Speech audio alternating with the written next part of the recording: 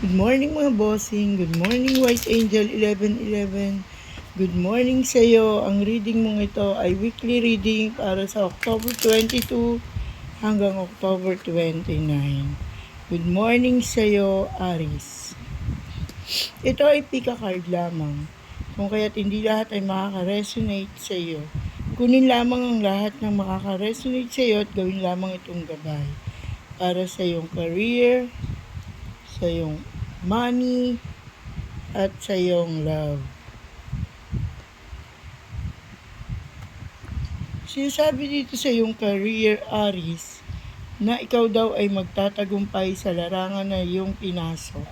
Sinasabi na kung ano man ang iyong pinapangarap, ito ay na-manifest mo at magkakaroon ng katuparan. Sinasabi naman sa iyong kaperahan ngayong linggong ito na ikaw daw ay magiging success din at ito ay magagampanan mo o mababudget mo ng maayos kung kaya't magiging masinop ka sa usaping pampinansyal.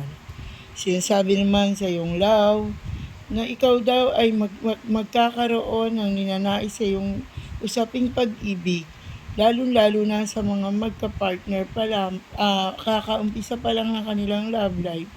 Sinasabi na kinikilala pa nila ang kanilang pagkakakilanlan sa isa't isa.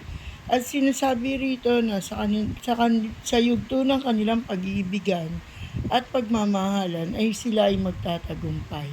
At sa mga mag-asawa naman at magka-partner na matagal na nagsasama, sinasabi rito na kayo raw ay magiging successful sa inyong relasyon at mananatili ang tapat at wagas sa pagmamahalan.